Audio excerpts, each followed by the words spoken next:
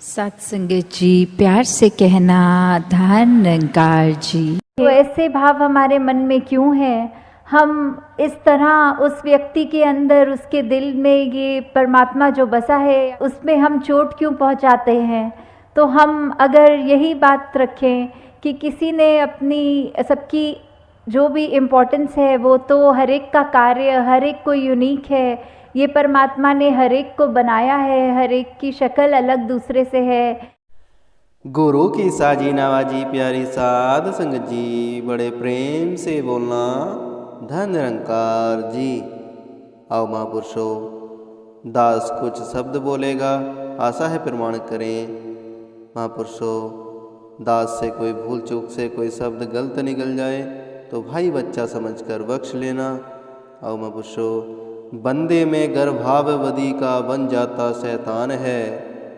सत्संग जी, यहाँ मनुष्य को यह समझाया जा रहा है कि मन के भाव बहुत महत्वपूर्ण होते हैं। महापुरुषों, मन के भाव और कर्म का गहरा नाता होता है। मन के भाव ही कर्म का रूप लेते हैं। सत्संगत, अगर हमारे मन में कोई अच्छा भाव आया और हमने उसे कर्म का रूप नहीं दिया तो महापुरुषों वह सिर्फ ख्याल ही रह जाता है।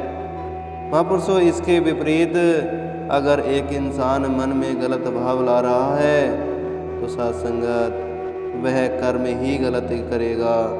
परिणाम स्वरूप उसके कर्म को उसको गिरावट की ओर ले जाएंगे।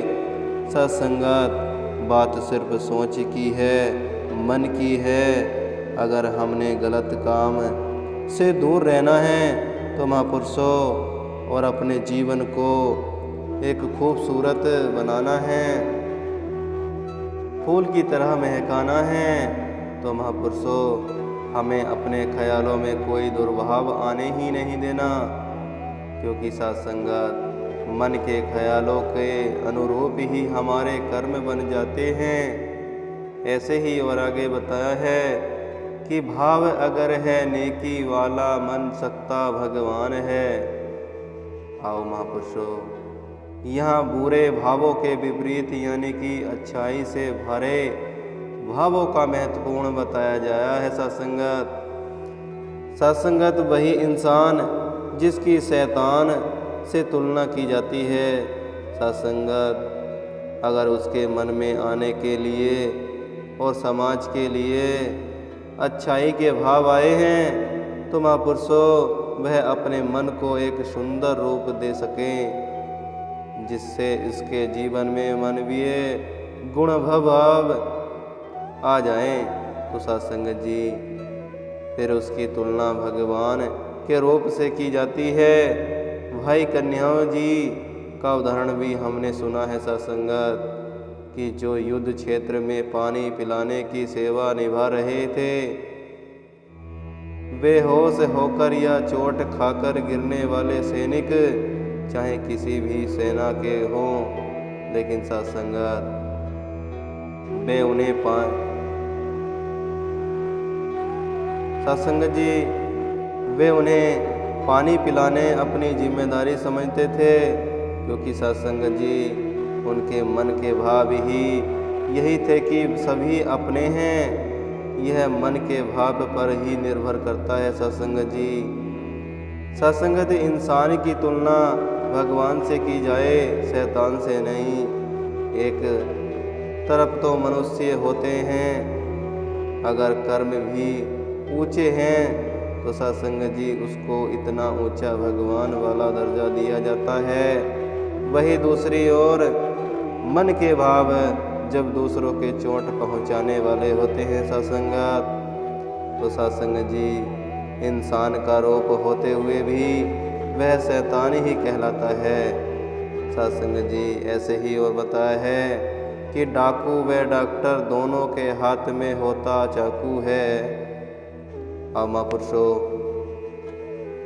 जब एक इंसान डॉक्टर के पास अपना इलाज कराने जाता है तो सत्संगत जी वह डॉक्टर शरीर को ठीक करने के लिए सर्जरी करता है। तो सत्संगत जी डॉक्टर सर्जिकल चाकू का इस्तेमाल करते हुए ही शरीर पर ज़रूरत के अनुसार चीरा लगाता है। आओ महापुरुषों, शरीर को निरोगी सत्संग जी और शरीर को निरोगी कर देता है। इसके विपरीत अगर चोर, डाकू, लुटेरे की बात की जाए तो उनके हाथ में भी चाकू होता है। महापुरुषों, जो किसी की हानि पहुंचाने के लिए इस्तेमाल किया जाता है, अब चाकू तो चाकू है, इसमें चाकू का कोई दोष नहीं होता है। सत्संग जी, सत्संगत जिसके हाथ में चाकू है, यह उस पर निर्भर करता है कि वह उसका इस्तेमाल कैसे करता है।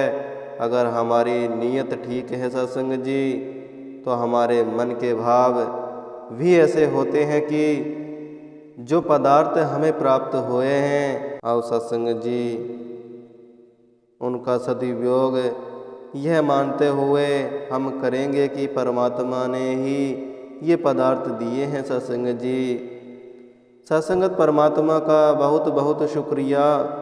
फिर जो भी संसाधन हमारे पास हैं, उनको हम सिर्फ परोपकार के लिए इस्तेमाल करेंगे।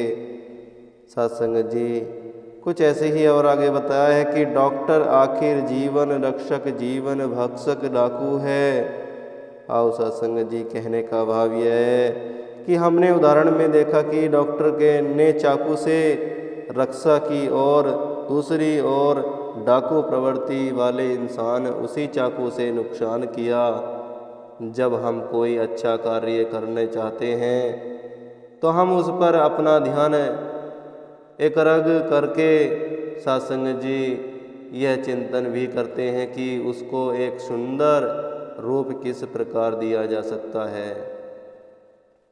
महापुरुषों, हम सत्संग में अपने मन के भाव सुंदर करने के लिए, कुछ सीखने के लिए, अपनी जिंदगी को और बेहतर बनाने के लिए आते हैं सत्संग जी। सत्संग को भी सही ढंग से करने के लिए एकाग्रता जरूरी है। महापुरुषों, जब हम अपने घर से सत्संग के लिए प्रस्थान करें तो हमें यह एहसास रहे कि हमने सत्संग समय पर पहुंचना है। तो महापुरुषों, जो महात्मा बोल रहे हैं उन्हें ध्यानपूर्वक सुनना है और भावों को अपने मन में बैठाकर मन की शुद्धि करनी है। सत्संगत उन भावों को कर्मों से भी धारण करना है, नहीं तो सत्संग करने का कोई फायदा नहीं होगा। आओ महापुरुषों, कहने को तो यहाँ पर डॉक्टर और डाकू का उदाहरण दिया गया है, पर बात बस इतनी है सत्संग जी कि अगर हमारी सोच शुद्ध है तो उससे उत्पन्न होने वाले कर्मों में भी शुद्धता ही दिखने को मिलती है। सत्संग जी, सत्संगत दिखने में है एक से दोनों भाव, मगर है जुदा जुदा। आओ सत्संग जी, दिखने में तो डॉक्टर भी इंसान वाला ही आकार है और डाकू का भी। महापुरुषों, एक अच्छे इंसान की भी दो आँखें हैं और एक नाक और दो होंठ होते हैं। तो महापुरुषों, और बुरे इंसान के भी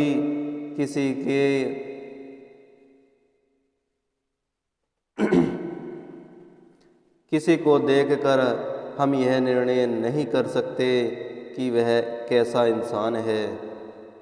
सत्संगत दिखने में तो सभी एक जैसे हैं, लेकिन वास्तव में कर्मों ही से ही पता लगाया जा सकता है सत्संगत कि वह इंसान कैसा है। जब हम किसी ऐसे व्यक्ति को देखते हैं सत्संग जी, जो अच्छी अच्छी बातें करता है और उसका जीवन भी सुंदर है, तो हमारा मन करता है कि हम उसके पास जाएं, सत्संगत उससे कोई शिक्षा या गुण ग्रहण करें। महापुरुषों, उसका जैसा बनने का प्रयास करें। वही दूसरी ओर अगर कोई इंसान हमेशा कठोर वचन बोलता है, खुद भी परेशान रहता है, सत्संग जी और दूसरों को भी परेशान करता है।